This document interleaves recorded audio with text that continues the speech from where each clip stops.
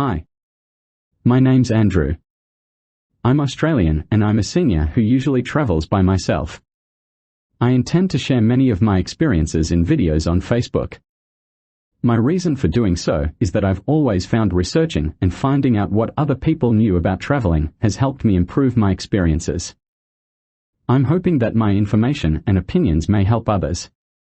The photographs I use are my own, as I'd like people to imagine what they can see on their travels. I thought that this may be a good topic to start with. Was a Eurail pass worth the money I spent? Let's find out. The Eurail pass allows the user to travel on most European trains, some buses, and some ferries. The pass is used by a large number of travelers who reside outside of Europe. For people living inside of Europe, the similar Eurail pass is available. Once purchased, the pass allows the user to travel on most European trains according to the conditions of their particular pass. Each pass must be used within the time period that you nominate. There are two different types of passes. Each pass has a number of options available. There is the Global Pass and the One Country Pass. You can select a Global Pass that's continuous. This means that you can travel on as many trains you wish within the time period that you purchase. This time can be 15 or 22 days or 1 to 3 months. The other Global Pass is the Flexi. This pass allows you travel days. You select how many days you want to travel by train within a certain period. The travel days can be 4, 5 or 7 days within 1 month. Or 10 or 15 days within 2 months. The other pass is the One Country Pass. This pass allows you to select a specific country to travel in. Depending on the country, you can select from 1 to 8 days of train travel within 1 month. You can also select either second or first class seats. There are also savings if you are 27 years old or under and if you are 60 years or older. The question often being asked is, are they worth it? Let me first state that this video contains my own opinion and I am not sponsored by anyone. Although I thoroughly enjoy train travel, not everyone is going to like it. If you have significant mobility problems, you may encounter some difficulties. These may include the space between the platform and the train, which, in some places, appeared to be up to about 40 centimeters. Some trains have steps you need to climb in order to enter the train. This can present some issues, particularly when carrying heavy or bulky luggage. Other people just don't like train travel, similar to my dislike of bus travel. An important part of planning your trip is for you to identify what kind of traveler are you. Are you the happy-go-lucky traveler? The person who goes with only a vague plan in their mind? The sort of person who books accommodation or experiences only a few days ahead? Or changes their vague plan based on suggestions of others, or because you feel you have seen all you want at a particular location? If this description fits you, please don't be hurt by it. It is how I like to travel as well. As a result, I always buy a continuous pass. This allows me to travel wherever I want at a moment's notice. For example, whilst in Copenhagen, Denmark, I thought I would take a day trip to the lovely of Malmö, Sweden. I decided to do this one evening and traveled the next day. I did the same in Strasbourg when I traveled to Colmar. The continuous pass gave me that freedom of movement.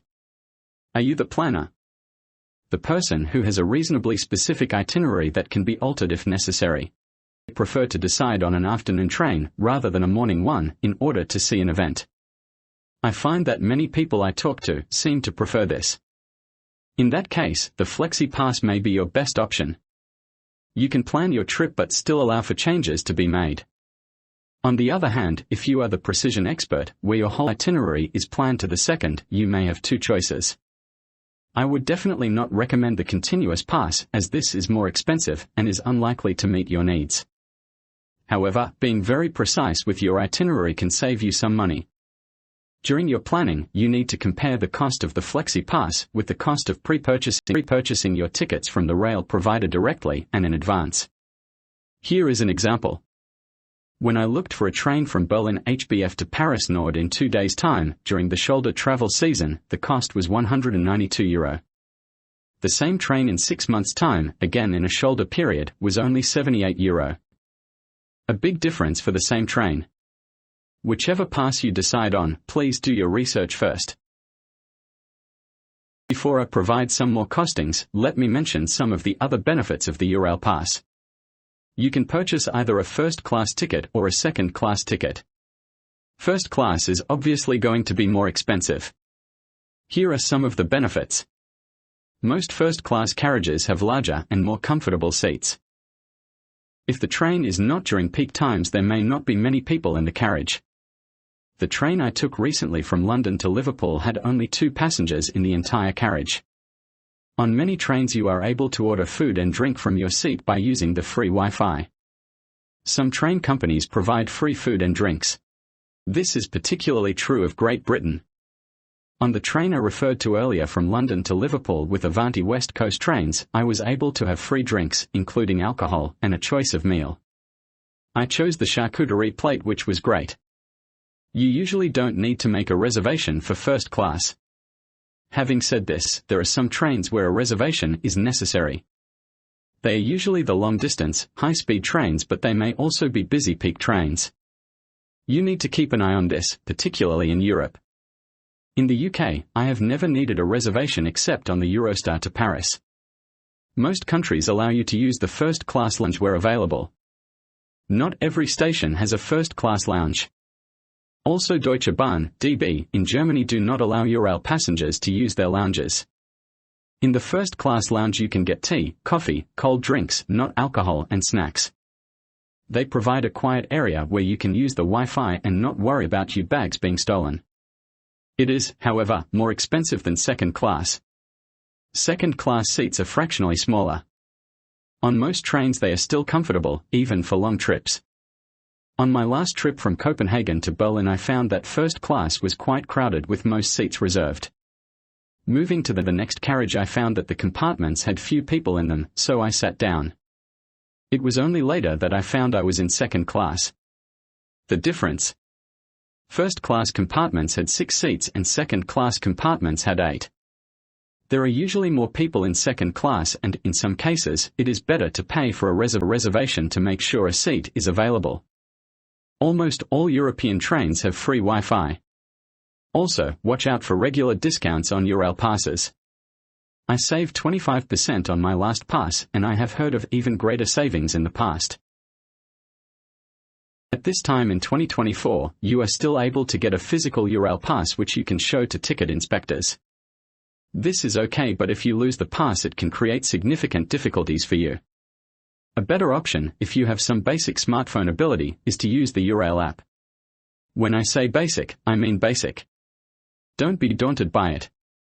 It's easy to use. First you open the planner and select your starting destination and then where you want to go. Then press on Plan My Journey.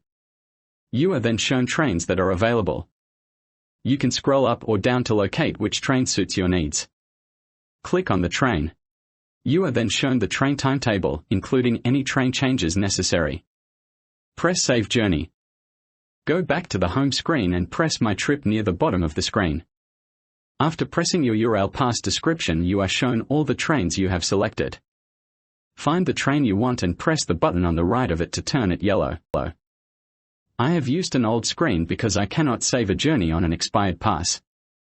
On the day of your travel you click on My Pass and, after selecting your Eurail pass description, press the yellow Show Ticket button and your ticket will be displayed.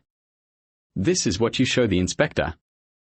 There are more comprehensive explanations of the app on YouTube.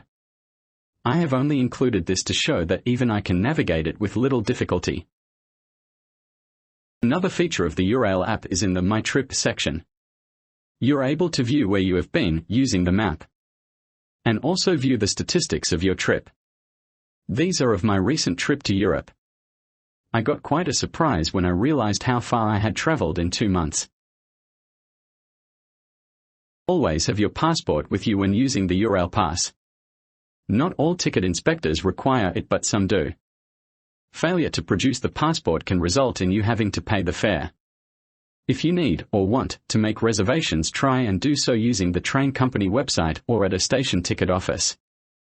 Most internet providers, including Eurail, will take a booking fee in addition to any reservation fee. This is usually €3 to €4. You could buy yourself a beer in Prague for that. Train reservations are rarely needed in UK despite what it may say on the app. If you do want to make a reservation, do so using the train company because they are free. The Eurail pass does not usually include intracity trains, like the London Tube or the Paris Met. There are some exceptions, however. This is where a company who provides Eurail services also runs the local city network. Berlin and Munich are two examples. When using these services, just enter your journey into the Eurail app as usual. Always research public transport fares for the location you are going. Ticket inspectors do not accept the excuse that you didn't understand because you are a foreign tourist, and the fines can be substantial. Some cities allow the use of a credit card instead of a ticket, others do not. In other cities you may find it necessary to obtain a train card from a station or a self-service booth. When I researched this for Prague, I found that people over 65 years of age can travel free, but you need to have an official proof of age, such as your passport. I am not going to go into too much detail about train travel, as there are some excellent websites that provide comprehensive information about rail journeys. My favorite is the Man in Seat 61. I consider this guy to be the guru of train travel. Okay. Let's look at the figures of my last trip. As you saw on a previous screen, I completed 6,428 kilometers on 39 trains to 35 different places. While I was traveling, I also checked the cost of the same trains with the relevant train company. Without the 25% discount I received, my pass cost would be €851 for the 2-month continuous pass in first class. I paid €681. The cost of traveling and buying my tickets 2 or 3 days in advance would have been €2,104. If I had bought these tickets a few months in advance, they would have cost significantly less, but then I would not have had the same flexibility in my travels. I double-checked the figures to be sure, and it shows a large saving. Was Eurail worth it for me? It sure was.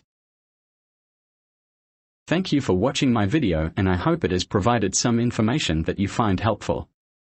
Please look out for other videos from me about my travels. And have a great time.